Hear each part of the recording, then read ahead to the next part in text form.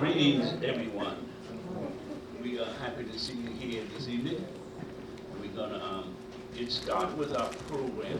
First, we want to open with a prayer, and then we're going to go right into the program, and we're going to have a good evening this evening. In the name of God, the most gracious, most merciful, all praise is due to God. We seek help from Him, forgiveness of Him. We praise Him. Amen. Good evening, everyone. I am standing for your MC, who I'm sure all of you are looking forward to hearing.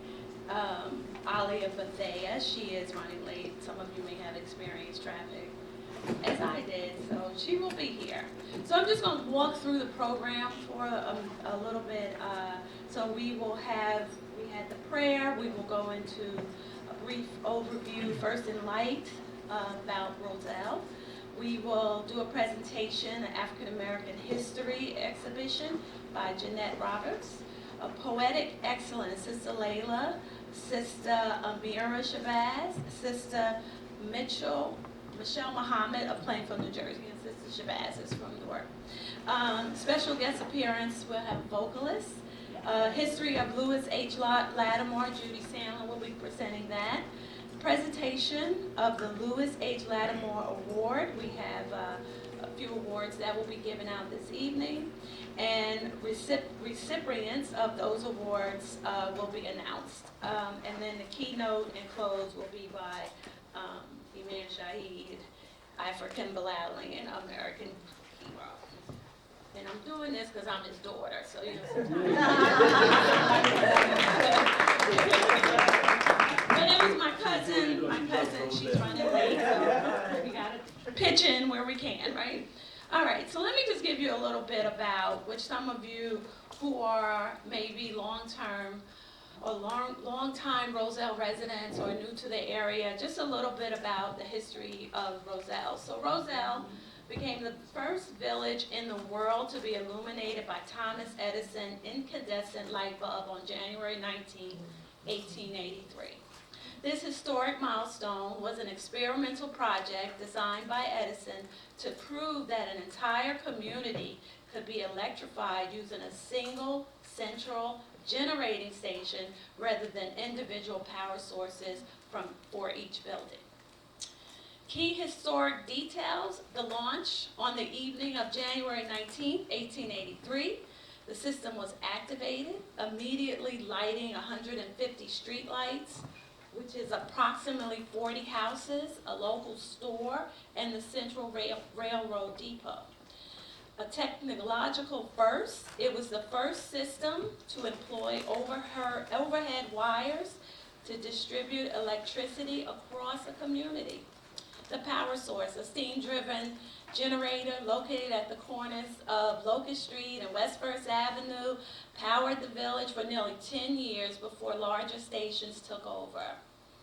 A key milestone in April 1883, the First Presbyterian Church of Roselle became the first church in the world to be lit by electricity with the installation of a 30-bulb electrolyre, which is a chandelier, which is amazing. So a legacy in Roselle, a bronze and granite marker, and a time capsule were placed at the original site of the generator in 1983 to commemorate the centennial of this event. The original electrolyre was salvaged after a fire in 1949 and can still be seen today at the First Presbyterian Church. Is the time capsule still there? We wonder.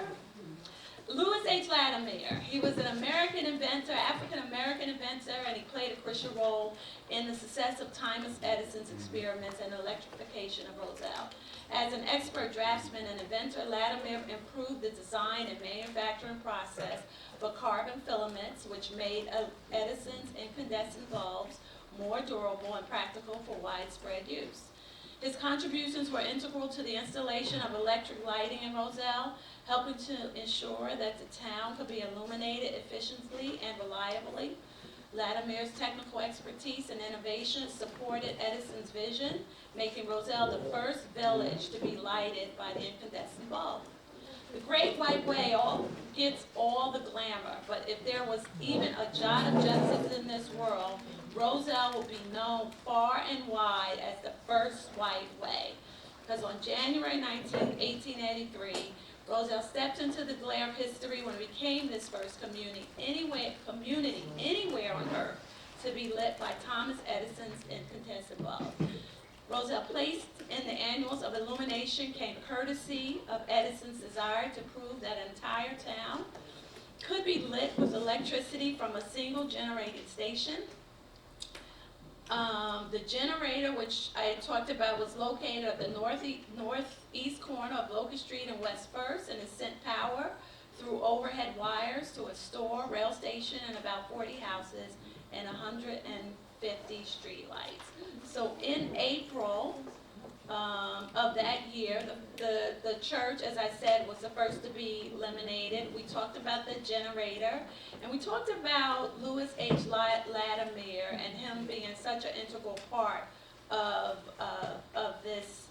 Edison's accomplishment. So just giving a quick overview of how much Louis Latimer and his expertise and supported this is a reason why Roselle should be made part of history of the world for providing light.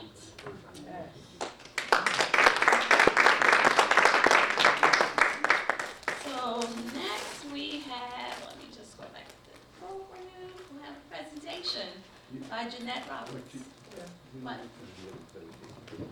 So the people can view her presentation as well as get their food, but it's really like an exhibit. Oh, okay. It's not a presentation, it's an exhibit. So you can start getting your food and look at the exhibit and she will explain to you what's going on here. Okay. Then we go on to the other part of the And then after the breakfast, y'all got to get up off the seats. Do we want to,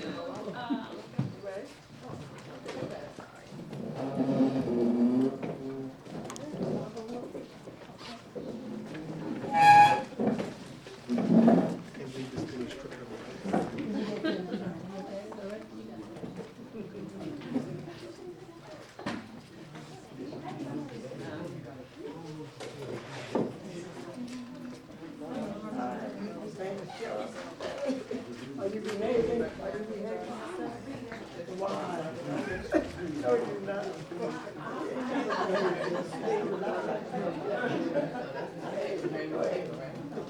Okay, don't.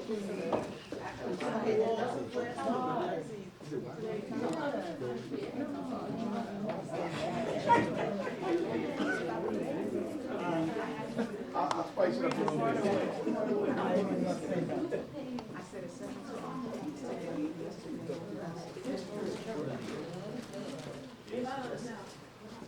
This is not all of it. Naya.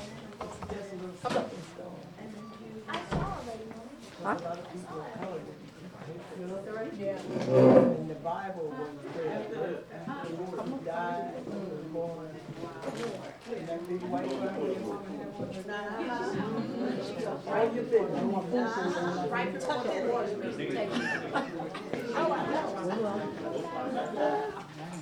Right in between the states. And that Evan is older than you, I think, 79.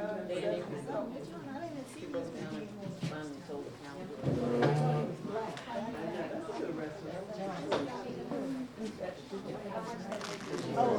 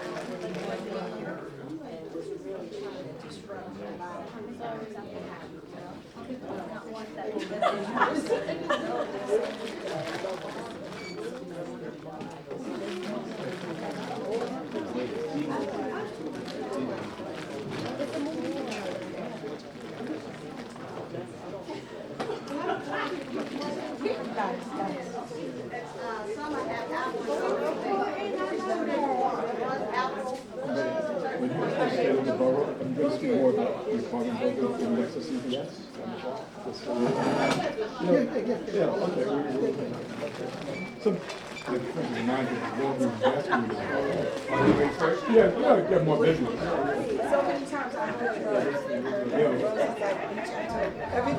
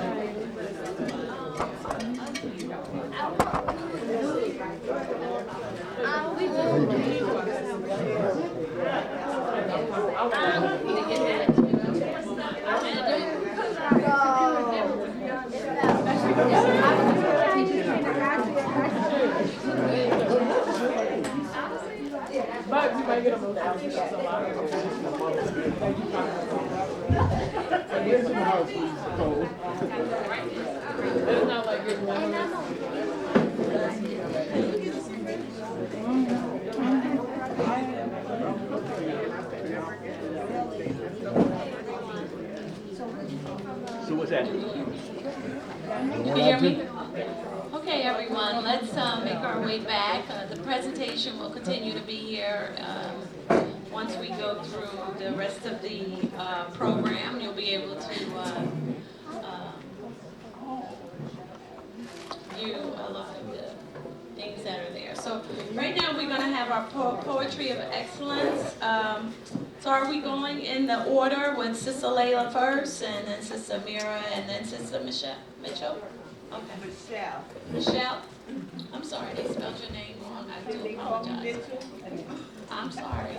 That's okay.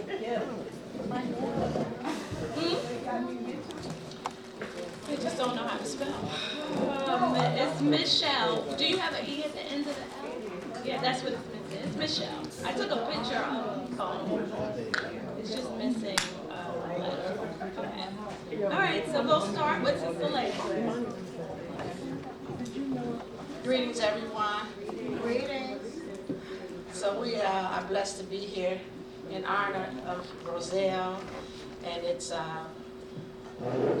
contribution to the world, and Edison and Latimer, specifically highlighting the African American Lewis Howard at Latimer. Just give me a second. I'm going to pull up my poem.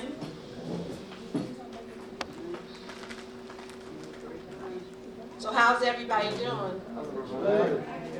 Be glad the snow melting, right? Yeah. and like the rise in temperature, but I think we're supposed to get some more temperature, some more cold. I'd say they say next week. So I want to, we do what we do. So I'll begin with saying that there's a countless number of African Americans that have contributed to the progress of our culture and humanity. We African Americans are an amazing, resourceful, resilient people. Today we recognize and honor Lewis Howard Latimer. I am dedicating this poem to these stars in our culture and to the future stars to come. Amen. Shining stars, we are one continuing light. Our intellect may reach the highest mountain and even across the seas. We are one continuing light. Our beauty gives cause to behold. We are one continuing light. Our spirit may electrify and even awaken the dead. We are one continuing light. Our intellect gives birth to inventions that benefit all. Amen. We are one continuing light. Our gifts, our talents, our treasures to be unearthed. We are one continuing light. All that we do may inspire. We are definitely one continuing light. But don't be blinded by these mere human lights that we are happy to call stars. Let them be an example to all of us, for we can achieve greatness when we remember and when we are guided by the light, the mighty, the everlasting, the powerful, illuminating light. Embrace this continuing light.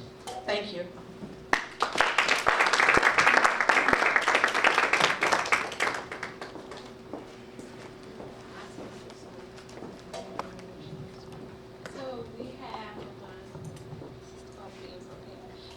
We have Sister Amira.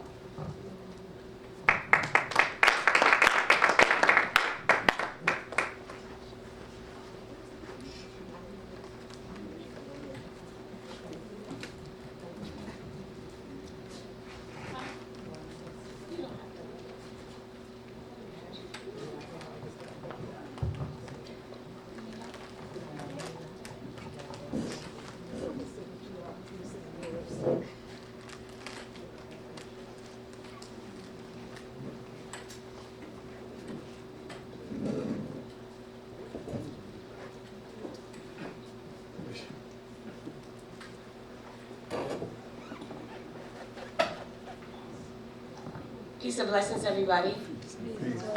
Oh, come on. Peace and blessings, everybody. Peace and blessings. That's good. This is Black History Month, right? Right. Y'all black, right? Right. Okay, we're going to do it again. Okay. Peace and blessings, everybody. Peace and blessings. Okay, my name is Amira Shabazz, and I am a poet, and I was invited here, and I'm happy to be here. First of all, let's say that. I'm going to share a little bit about who I am, and I'm going to maybe do 2 poems. okay? I had the experience of finding out who I really was a year ago when I visited the shores, the west coast of Africa. When I stepped off of my embarkment into the country of Senegal, something drew me, right? So since then I've been back 4 times.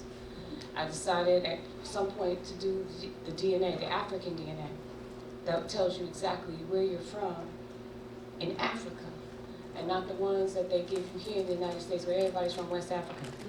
But there it tells you down to the tribe who you are, or at least who somebody who was an ancestor to you left that shore and what tribe they left from. Because as we got pushed together in that slave ship and shipped it either to the Caribbeans or wherever we were put as part of the African diaspora experience, we became mixed with others. So at this point, I consider myself a mutt, because I got 20 different types of DNA strands in my body, but the majority of it came from West Africa, Senegal, and I am a part of a tribe that is in Lower Senegal, right? So it brought me great pride to know that. So the first poem gives just an excerpt of a poem that I wrote while I was there, or when I came back actually. And it starts out by saying, I want a gele. I want a gele rubbed against the earth to grab the scent and the feel of being worn and tattered from this shore. Wrap me in a lapa with no stitch, it will cling to my hips as it remembers me. And the glue will be all of us together again. Give me my name back. I am Amira bint Fatima bint Maryam bint daughter of the earth, stitched in my garment hem, adhered to the cells of the wombs who bore us inside of each other. Right here, on this soil. Call me Niger, Ayaba Aliyah, the daughter, the queen, mother of Aliyah, who has returned Manshura. That's my given name from the milk of the house of people. See my scars. I am orphaned, no more. Family, welcome me. So what that means is, I am from the house of people. And what that means is, I don't know if you had that feeling before I found out, of being sort of like an orphan. We live here, we're born here, people are from here, but somehow we don't kind of fit here all the time. So when I found out what those origins were, it really made me proud. I dropped the name Black, I dropped the name African American, and I said, I am an American of African descent, right? That's more descriptive, right? So I'm also a poet, right? So being a poet means that we're like the sky of the human experience. Every time you experience a loss, it's like a thunderbolt. And every time you feel something of joy, it's like a new dawn rising. Poets have the ability to capture that all in here and let it rise up from the belly, through the throat, out through the tongue and teeth into the world. We can repeat for you your stories. We add color to it. We add magic to it. Not the haram kind of magic, but the kind of magic that makes people feel human again. Because we're able to tell you a story and you can sit there and say, yep, that's right. I remember that. All right? So this is what the job of a poet is. But I and these ladies here, we're special kinds of poets. See, I'm a Nina Simone, Billie Holiday, God bless the child, got his own kind of poet. Words trapped in between, ain't I a woman, Phyllis Wheatley, kiss them words to the sky, Angela Davis, tomorrow I might die kind of poet. Speak or die, sometimes cry, pull me up from my Soweto rubber boots, cuff, dug, toes, 10 layers deep, praying to Allah kind of poet. I don't blink, I don't flinch, speak the truth through the smoke and stench kind of poet. Got Harriet's torch in my throat, Zora's pen in my pocket, Lorraine Hansberry's dream stitched to my seams kind of poet. Raising whole generations on metaphor beams, I praise, dance in the fire, write scripture when I'm tired. Will the blood pull from the page, the holy scripture like it's my only attire kind of poet. I'm a frontline food stamp freedom chant, blues humming, system shaking, can't keep me back kind of poet. But got mama's prayers and Audrey's rage, a million stories inked in my ribcage kind of poet. I don't just write it, I live it. Don't ask for the mic, I give it to the ones still unheard. Every stolen word, every stolen breath, every stolen glance, every silenced word. See, I told you I'm a Nina Simone, Billie Holiday, God bless the child that's got her own kind of poet. Warrior womb, word birthing, truth conjuring, homegrown kind of poet. I'm a mud cloth, wrapped, sun-scorched, memory stitched kind of poet. Been reborn in back rooms where black girls twitch off of trauma, off rhyme, off rhythm, off key, but still singing kind of poet. I'm a Lucille Clifton, hips don't lie kind of poet, survive every line kind of poet, walking Nina's scribe with Baldwin's growl, with Langston's Harlem in my veins, dripping ink that don't wash out in the rain. I don't touch my crown, don't let the water kick me down, let me rise, I'm that kind of poet. Red clay on my tongue, ancestors hum, I am a drum, can you hear it? Ba-boom, ba-boom, ba-boom. I'm that kind of poet. I'm a revolution in a rap skirt, a liberation lullaby. A mama told me keep my head up high, even when the sky falls, chicken little, kind of poet. I got barbed wire metaphors braided in my locks, carry whole continents in my shoebox. I'm the daughter of silence turned loud, the echo of the crowd after the march ends. I speak for friends who ain't make it to the mic, who prayed one more night would come, but it didn't. So I wrote them in this poem kind of poet. I'm a lapa rap, kente threaded, black girl magic been embedded, kind of poet from Timbuktu, scrolls of benign gold. I hold stories that the griots told in my marrow, from Dahamni. Warrior womb wide open, I spit lines with machete motion kind of poet. Jollof rice, color greens, bean pie, wisdom in my jeans, yam caked in my nails, digging through the tails, they tried to bury us kind of poet. I'm a Serengeti sunset, now swimming through the dream suite. Filled with love and feet callous with legacy kind of poet. One hand in the past, one fist in the sky. I don't whisper when I speak, I testify. Both from a people who don't break, just bend toward glory. I am that unwritten verse in a never-ending story. Yes, I'm a Nina Simone, Billie Holiday. God bless the child that's got her own whole bloodline in my tone. Freedom stomping, freedom shouting, history holding, all the way home kind of poet. I'm that poet. Poem. Thank you. And if I could give you one more. So we're here to celebrate who? Okay, Black History, but who in specific? Louis Latimer. Now, I'm a science teacher, or was. I'm a retired teacher. I taught science to middle school, so, it was an experience that I'm grateful for.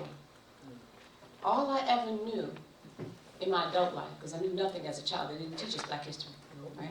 So what I learned about Louis Latimer was what was read a few minutes ago, that he was a scientist, that he was responsible for providing the filament that made the light bulb work. We can't let that slide, because we'd be in the dark with Thomas Edison's inventions. Okay, it was Louis Latimer, and we need to give praise to that, and we need to understand that black people have always had value. Even when they try to hide who and what we are, we know that. I found out something y'all don't know. Not only was Louis Latimer a scientist, he was a poet. He was a poet. So I found some of his work written and published in the 1800s. I read it, and I wrote something to it, and then I intermingled the two pieces. So you got Louis's work, and then you got my work, and they intertwine. And that's the final poem, okay? He wrote a lot of love poems. He was in love. See, black love is important, right? It's important. Families are important. Cherish it. This is a contrapuntal poem, meaning a poem that you can read it this way, you can read it that way, you can read it side by side, and it'll always make sense no matter how you read it, right? It's paired with the works of Louis Latimer. Why strive to bind with silken thread the heart that beats so wild and free? Why seek to win with gentle word the soul that scorns consistency? For love must bloom in its own light and grow untamed by fear or art. It cannot live in borrowed sight, nor beat within a fettered heart. Why strive to bind with silken thread? I am love. The heart that beats so wild and free. I do not ask to enter rooms. Why seek to win with gentle word before the heart can name my face? The soul that scorns consistency, I am already standing here. For love must bloom in its own light. I root where breath meets longing and grow untamed by fear of art. Do not mistake warmth for weakness. It cannot live in borrowed sight. I carry mercy and pursuit, nor beat within a fettered heart. I move beneath the song you hear, known before I am spoken. I dwell where truth is kept, not borrowed, not rehearsed, older than promise, steady in heart, still unbound. I am love unbound. Love is not held, it stands, and what is free remains. Poem. Thank you.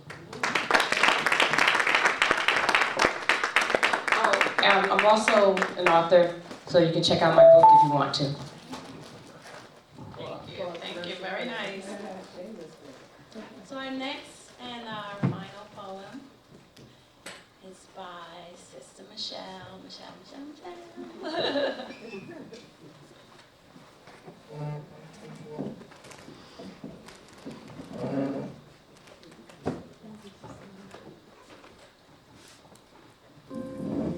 Here am I. I am so far yet so near to a place called up. I travel down the highway of intelligence. My speed limit, 100%. The natural glow of the Supreme Being, a visibility of an exit knowledge, led me to understand. The detour to up is united in Wisdom City, and it states itself on a map in my mind. So let me be, so I can clearly see if the woman in my life is truly me. The burning in my heart will not ever stand to par with the love and the peace which was there from the start. There is no more pain, and there is no more grief, for I have now found that true belief. I say Assalamu alaikum, may peace be unto you, for now I am to be that woman who is me. And I love you, black men. And to express this love will not only take a lifetime, but the very depth of my soul. You see, black man, black woman, and black child, you are the essence of me. And in you, black man, lies my destiny. I love you, black man. I love you, black woman. I love you, black child. For I am destined to be family. We, as the mothers, fathers, sons, and daughters, have a responsibility in the growth and development of family. To condition one's mind is required for existence. That is building and setting the standards. I remember the days of old. It's the same story the prophets told. I remember watching dreams unfold. A family, very strong, very proud, and very bold. I am that I am. I am who was, who is, and who is yet to be. I am family. We are all descendants of a common ancestry, that which predicts your destiny. So look inside you and know who you are. Find out what is possible for your tomorrow. We share our happiness, we share our joys, and we share our sorrows. Allow yourself to feel. Allow yourself to heal. For love is that feeling that is very real. So let mothers be mothers. Bring family back into the home, lead the way. And let fathers be fathers. Provide a secure environment, maintain. And let sons be sons. Venture out into the world and treasure your home like a pearl. And let daughters be daughters. Be a mother, be an aunt, and most of all, be a sister. Commitment and unity is that key to family. I am Sister Michelle, and I thank you for listening.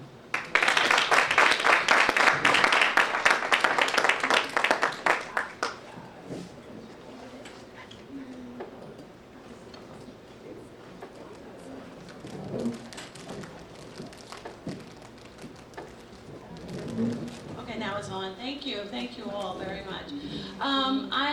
Before we have our vocalists come up, I just want to take a moment to acknowledge, and I do apologize, charge it to my head, not my heart, that Mayor Shaw is here.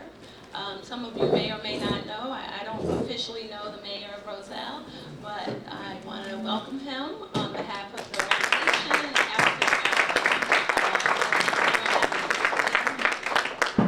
Thank you. So now we have our vocalist, Miss Mariette Tyree. She's going to come up and sing for us.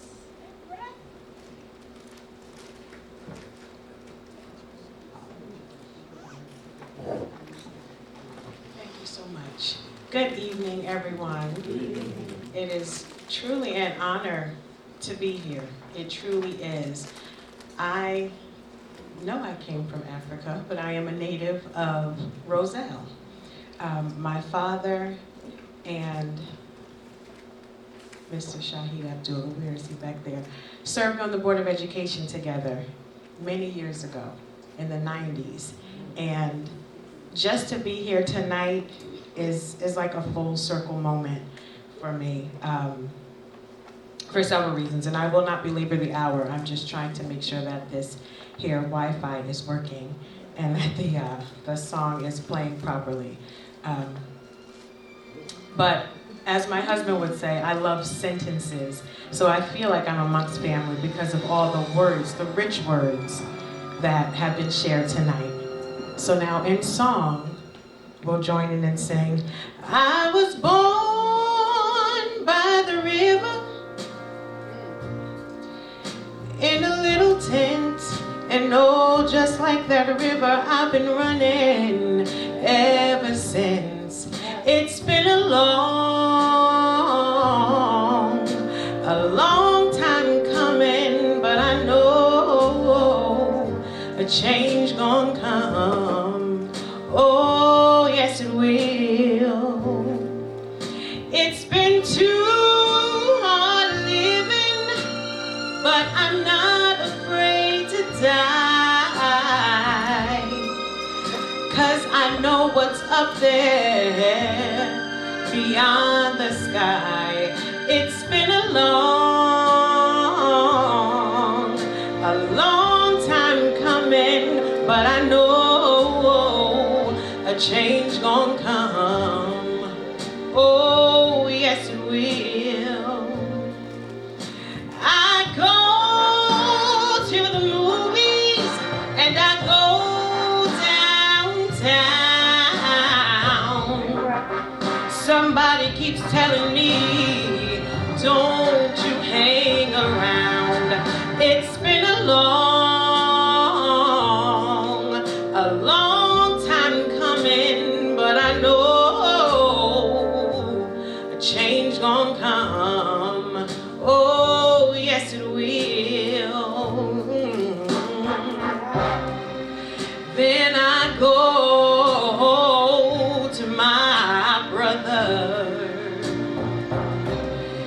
saying, brother, help me please.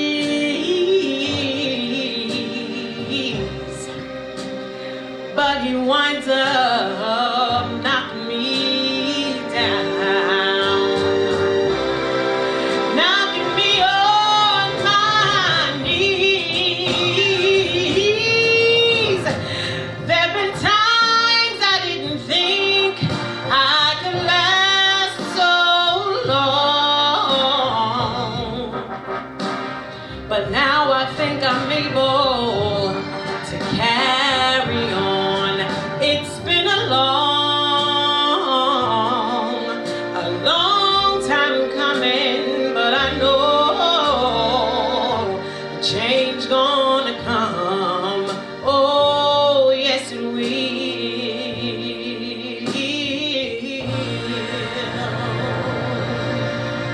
Thank you.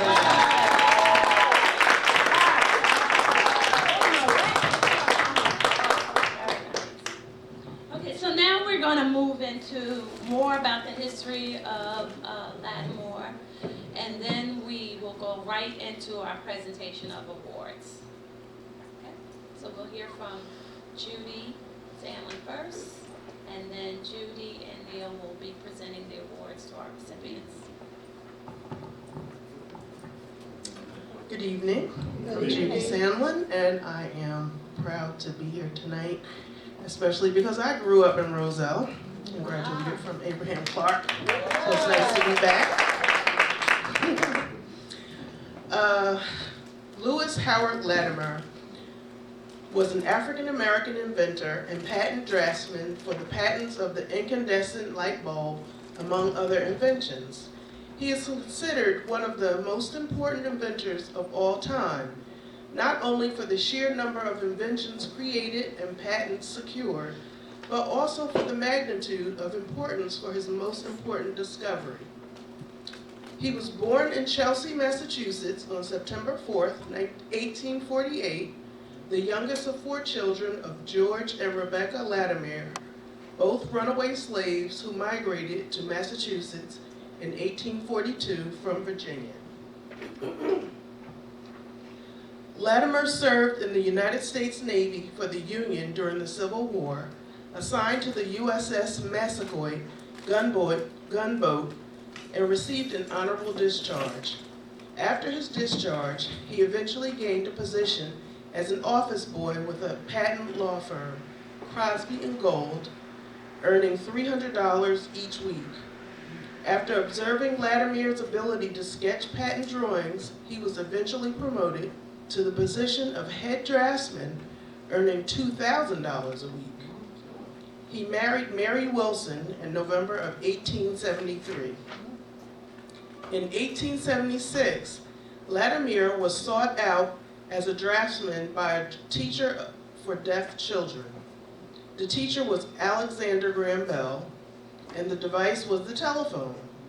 He finished the patent application, which was submitted on February 14, 1876. Thomas Edison, who invented the electric light bulb, had a main weakness in his idea. The bulb had a short lifespan, generally only a few days. Latimer set out to make a long-lasting light bulb. He devised a way of encasing the filament within a cardboard envelope, which prevented the carbon from breaking and thereby provided a much longer life to the bulb, and hence made the bulbs less expensive and more efficient. He created a way to make the carbon filament more durable and went on to patent the process for efficiently manufacturing the carbon filament in 1882. This enabled electric lighting to be installed within homes and throughout streets. They tested this process by building a small village plant in the village of Roselle, New Jersey, thus making Roselle the first residential community illuminated with electricity. Latimer's ability in electric lighting became well known, and soon he was sought after to continue to improve on incandescent lighting as well as electric lighting. Eventually, as major cities began wiring their streets for electric lighting, Latimer was dispatched to lead the planning team. He helped to install the first electric plants in Philadelphia, New York City, and Montreal, and he also oversaw the installation of lighting in railroad stations, government buildings, and major thoroughfares in Canada, New England, and London. He also wrote the world's most thorough book on electric lighting called Incandescent Electric Lighting. Lewis Howard Latimer died on December 11th, 1928.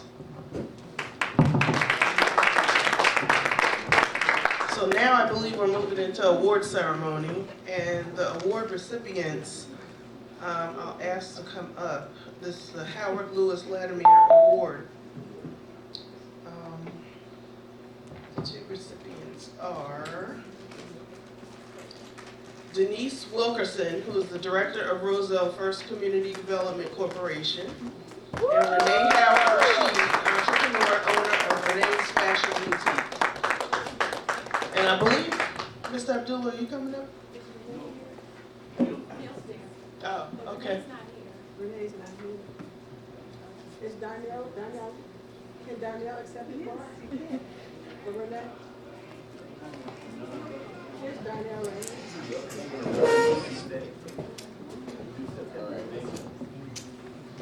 Denise Wilkerson, for demonstrating exceptional excellence in all that you do, and for consistently exceeding expectations through hard work, integrity, and leadership. It is with great honor that we extend this prestigious award. Your pioneering spirit and creative vision stand as inspiration to many. The Lewis H.LATMER Award not only honors your significant contributions in Roselle, but also pays tribute to a proud legacy of ingenuity and progress.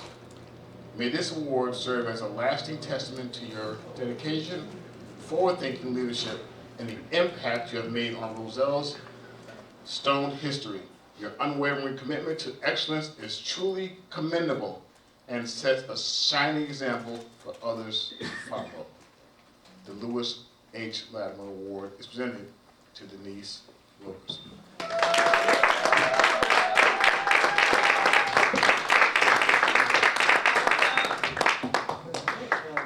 Yes, very nice. So I'm going to read this one too then. Well, you want to do that. You should get a few You should words. do that, and then I'll say. Okay. All right, thank you so much. I just want to say that this really means a lot to me. I have gotten awards all around the world in my corporate history. I have gotten awards, congressional awards on the floor of the House. I have gotten an award for 2 awards from United Nations. But this is more important to me. And you know why? Because this is my community. This is where I've planted my roots. And this is where I want to, work the hardest and let my sweat drip to the ground as I fight and work for this community. But what's also important is the people in this room. Many of you I have labored in the vineyard with.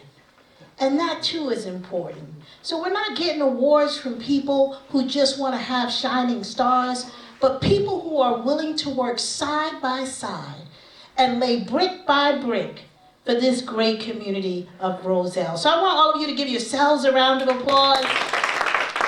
This is real. This is going on my mantle. I got a serious mantle, if anybody knows me. And this is going to go front and center, and I'll make sure I post a picture of it. I do want to take a minute before I sit down to talk about this Roselle and Latimer and what it means to all of us. And I just was sitting here thinking about it. And yes, Roselle is the first village to be lit by electricity in the world.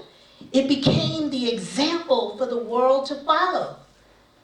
But guess what we also, and I say that all the time, Mayor, don't I say that all the time? But what I missed and what I learned tonight is that Latimer was an example for us as Black folks. Because the example that he set is that whenever we touch something, we make it stronger, we make it last longer, and less costly. What does that mean for us, right? When we come together and we work together and we put our hands to the plow, our community becomes stronger. It's less costly because it costs us every time we don't move forward as a community. The world is coming. Many want to take away our rights. Many want to oppress us. But unless we work together and use the Latimer example of coming together, making it stronger, making it last longer, and also making it less costly for our community, we won't live up to the legacy that we have been afforded. So together we will stand tall, fight for this legacy, fight for this community, and be the light that this great little community is together. And I love my African American people because we come from a rich legacy. And again, this is the award of the year for me. So I thank you so much.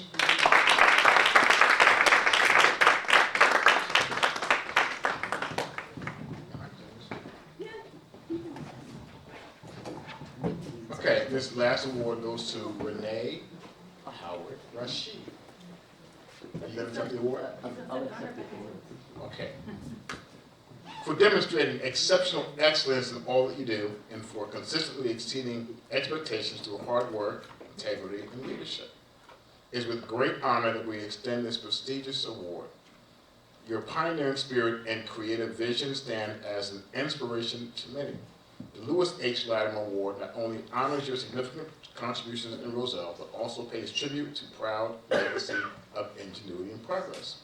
May this award serve as lasting testament to your dedication, forward-thinking, leadership, and the impact you have made on Roselle's stone history.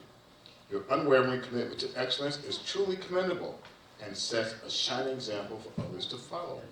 The Lewis H. Latimer Award is presented to Renee Howard Rashid.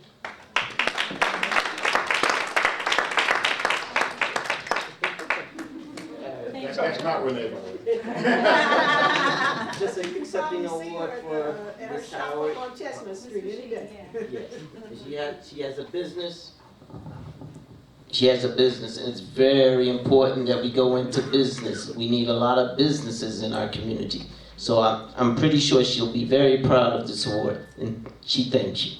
Thank you, everyone. So now we'll have our keynote.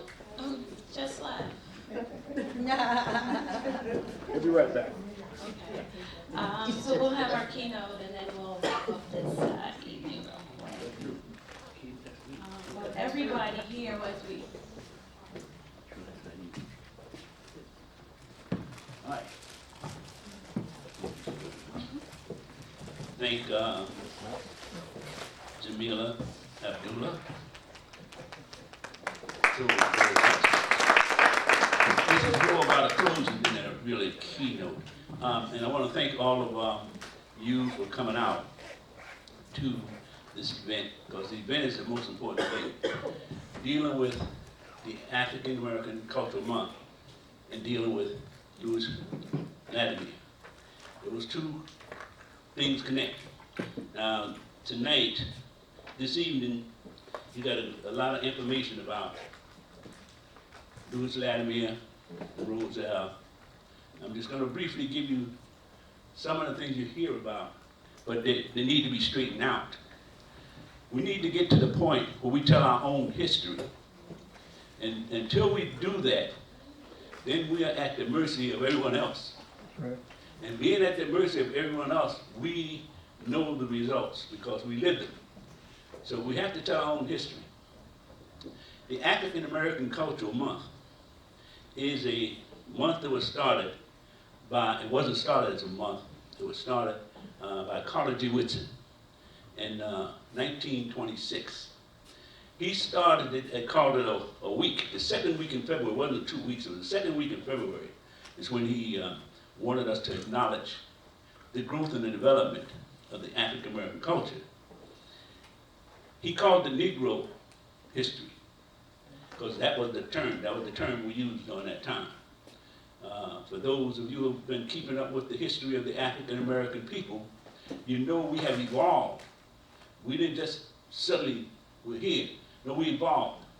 We evolved from the time that we first were here in 1619. We created a language, and all of you youngsters should know your language. Every people, every culture on the planet Earth has a language, even if they copy someone else's language and then ad-lib. Because language is the foundation of communication. And if you can't communicate amongst yourselves, then you cannot tell each other those things that are so essential to the growth and development of a people without being interrupted by another people.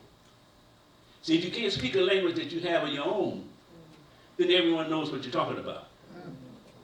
And if everyone knows what you're talking about, then of course those who are not in your corner will disrupt your direction. So our people first created the language. The language is called Geechee, Gullah Geechee. You should have been taught about this in school also, along with Lewis Latimer, along with Carter G. Woodson, along with all of those. Every African American in America should know that our language began, our culture began with the language called Geechee, Gullah Geechee. They created it down in the Sea Islands, in Georgia and Carolina. And they created it because they couldn't speak their own language. If they would communicate with one another, the slave master or slave driver would cause harm to them. Some even cut out their tongues. So they had to figure out a way to talk with each other. And they created this language from English. They took English, especially the way the Scottish people speak, Northern English people, their language. They took that language and they put their own African dialects with it. And they also added 25% of our slaves, 25% of the slaves who came over were Muslim. Because they stopped at one time, they started enslaving Christian Africans too, because some of the slaves were Christian. Some of the slaves were Jewish. So, but they had no problem in enslaving the African who was Muslim. So that's why you had that higher number. 25% of the Africans who were brought to America were Muslim. And they used their language to create this thinking. And this thinking they could put into words, called Geechee. And it stretched out into called Gullah Geechee. Gullah Geechee was probably the first name we would recognize as in terms of a people. They called it Gullah people. And that grew. That gave us the opportunity to grow. Our culture then began to take really flight. With all of the stories you hear about the killing, the raping, the punishing, the back beating, the lashes, and all of that is what you call negative propaganda. It's negative propaganda because those who put out that kind of language, that kind of thinking, do not want you to be inspired by the history of your people. And the only way to do that is to tell you the worst part of the things that were happening to them so you don't want to be them. I hear some even young people say, I don't want to hear about all that stuff. Now where would you can't go to China to a Chinese person, the person, I don't want to hear about the Chinese history. Or the Japanese say, I don't want to hear about Japanese history. Everyone would love to hear about their history, but the African American has been so conditioned mentally in the school systems and everywhere else to look at themselves as negative. And that negativity is what we try to build a culture on. And we can't build a culture on negative thinking. The culture we build will be a negative culture. This is why when you look at the African American culture, you look primarily at a negative culture. So what do we have to do? We have to look back at the beginning of our people. How they started building a new and creating a new reality. They knew they was enslaved. And they knew they didn't have a chance in slavery. They was going to be slaves all of their lives. The thing they had to do first is to create a new reality, and that started in their mind. That started in their mind to believe that they are a people, to be a human being. At the first be a human being because the conditions of the slaves, that condition they were in was taught them that they weren't human. In fact, you even find today that the European American would treat his animals better than he treat African Americans. African Americans still can't go in places without being cornered by some European contesting their right to be present, their right to be in that store, or their right to be wherever it is. This is something our ancestors, they laid the foundation for our culture so we can grab hold to it. Once we get it, we can start building on it. It's not done yet. Don't think when people say, oh, African culture, don't buy into that. You still have to be a contributor to this development of African culture. It's ours. We decide what it is. We decide when it's finished. We decide which direction it goes. We don't wait for someone to tell us this is your culture. Everyone on the planet Earth, every culture on the planet Earth speaks for itself. Every culture speaks for itself. Go to a Jewish camp and tell them what you know, what kind of culture they are, what kind of culture they have. they would run you out. They would run you out the Japanese camp. Any camp you go to and try to tell them what you know about their culture, they would ask you to get lost. Because they know no one knows their culture better than themselves. And that's the way it should be with us. Don't be ashamed of who you are. We became African American. Our people call themselves African American back in the 1700s, before the Revolutionary War was taking place. That's when they became American. We weren't American before that, because the colonies weren't American. It was still colonial times. And when we won our independence from Great Britain, that's when we became American. And some of our people wrote in diaries that they took the name of African American because the African made them common. They had something in common with all the slaves.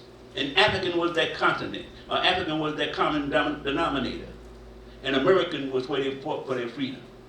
So in 1783, you will find the history says that we are African American. And that's very powerful. And the reason it's so powerful because it gives us a foundation from which to start. If we have to start over all over again every time we get ready to tell somebody or tell our own selves and our own children who we are, we'll be forever starting over again. We have to make a stand. We have to make a stand to embrace our culture, that which our forefathers established. That's what our ancestors established. They established that we was African American because we come from different places in Africa. But it's here where we were united. It's here where we came together. It's here where we became one people. All different complexions, all textures of hair, the way we look. No other group on the planet Earth is like us. We can't be found anywhere else but here in America. And that's a history we have to embrace. So along with what Carter G. Woodson was saying, we need to know who we are. And we need to cling to it. And we need to be proud of it. And we need to grow it. Not just let it stand and say, oh yeah, okay. No, not like that. No, we need to preach it. If we can get some of the preachers even preaching it, it's more important. Some of them would go as far as saying black. But I'm going to tell you a quick story about black, and then we're going to call it a night. Not because of black, but we're going to call it. But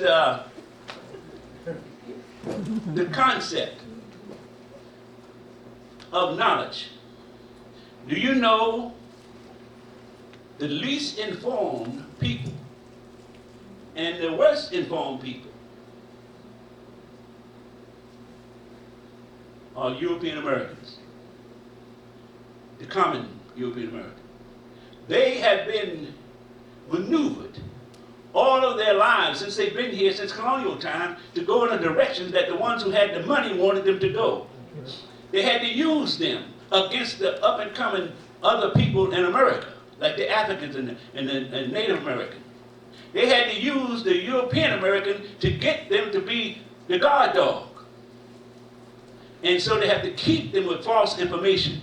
They have to keep them with the lack of understanding of who they are. In 1776, they started around what they call the Revolutionary War. 100 years before then, a man by the name of Nathaniel Bacon, European, he thought that the British ruler of Jamestown wasn't giving him a fair shake. He wanted more money. That's what it boiled down to. He wanted more of the goods. And he also wanted the government, which was a colonial type government at that time, to protect them away from the Native Americans who were attacking them. But the government wouldn't do it. So he got the Africans together, he got the Native Americans together, and convinced them that the governor was taking too much of their wealth. And they attacked Jamestown and burned it down. And within a year, Nathaniel Bacon passed. So by the time the British was able to get ships over from England to try to save Jamestown, the one who started it all had passed. But common men in Maryland picked it up. The revolutions continued. And that's what got England into the fight against this idea of unity. This idea of a working class coming together. So what they came up with was a plan. They came up with a scheme to deceive European Americans, or at the time they were called just colonial. Some of them was indentured servants. In fact, some of them could have been slaves at the same time, because it doesn't prevent them from being, for someone taking them on as slaves. So what they did, they came up with this scheme. They got it straight with England. And the scheme was, we would label everybody from Europe as white. We would give them the label of white. And if they accepted the label of white, then they could have the same privilege that people of British descent would have. They would be just like British. So what they did, they gave them the right to vote. They gave them the right to carry arms. They gave them the right to marry whoever they want. And they denied those rights to everyone else. Denied those rights to the slave. They denied those rights to the Native American. That made them feel special. That made the European feel special. So this is why you get this look. When you're talking to Europeans today, you get this look that they think they're better than you. It's because they've been psyched out. They've been psyched to believe that. They've been psyched to believe that when the same people told them that the Bible said that the Africans were their servants, the African was peasants, the Africans were supposed to be enslaved. They were being psyched out with their own religious books. They were being psyched out with their way of life. They were being psyched out because the rich ruling class needed them to be the bulldog to protect the working class from coming upon the rich. So that scheme is what you're struggling with today. You're struggling with uninformed people. When you try to get a honest shake, let's say, honest deal with European Americans, you're working from behind the ball because they don't have it all. They just don't have it all. They're more surprised than you are as to how African Americans are treated. They're more surprised than you are. Because we know, it's no surprise to us. It's no surprise to us that we can get in a car and go from here to Cranford or Plainfield and some cop might pull us over just because of the color of our skin. That's not a surprise to us. But to them, the European American, the common man, I'm not talking about the police officers. They're like bulldogs who just do what they're told. But I'm talking about the common everyday man, the banker, the worker, the insurance person, all of those people. They don't understand that. They say, well, why do y'all have a problem? Because they don't know the correct history. And that's what Carter G. Woodson was trying to impress upon us. He was trying to impress upon us, learn your correct history, and you can use that history to come up in the world. If you don't use your correct history, that's going to keep you down, and those who don't have that correct history will also keep you down. You're going to be kept down by yourself and those who don't like you, like the European American. You think there's a problem with reparation? You think they can't pay that? They get billions of dollars out each year. They can pay it if they want to. But it's another slap in the face of the African American people. So, I want to say this to you in closing, that you look at your history with your own eyes. You think with your own mind. Have your independent thought to look at what you find and make your decision as to what you're seeing. I guarantee you, you're going to see that the African Americans built Black Wall Street. They built Black Metropolis in Chicago. They built towns and cities all over America. And the European American, those uninformed people, they're uninformed, burned most of them down. But you're going to find that great inspiration that they have. And I'll say this. When you go home, take a moment, just a moment, and go to the mirror and look in the mirror. And I guarantee you, as you look closely, you're going to see your mother in that mirror. Guaranteed. And if you look closer, you're going to see your father. And if you continue to look, you're going to see your grandparents. And then you're going to see all those people who built Black Wall Street, who built up the great things in Durham, North Carolina, who did all of that, that inspiration. Because it's their blood that's coursing through your veins. It's their blood that's coursing through your vein, and it is their spirit that's in you. So thank you all so very much for coming out tonight. Appreciate it. And my daughter, she must have gone. She is from Roselle. I know she is, but she was born in Martinsville, Virginia. Oh, she says Linden. I thought Martinsville, Virginia. See, I wasn't even there. She said she was there. We just told her that. We just told her that to get her when she wouldn't get all upset. So we just told her that. But anyway, thank you so very much for helping us out tonight. And our MC of the fair, she's come in, and you need to know who she is because she's a wonderful person when it comes down to developing this whole African American concept. Alia Bathia. It's could you stand up for a moment? Thank you so much. She helped put this together, and you'll hear more and more from her. So with that, this is it. Eat all you can. We'll see you next year. We're gonna make this something. Mayor, now, could I say this? Mayor said we're gonna do this thing. Now he said that to me. He said it, so we're gonna do this thing. So thank you. All right, Mavis, how you gonna? Zachariah Jackson, BASA News. Good night.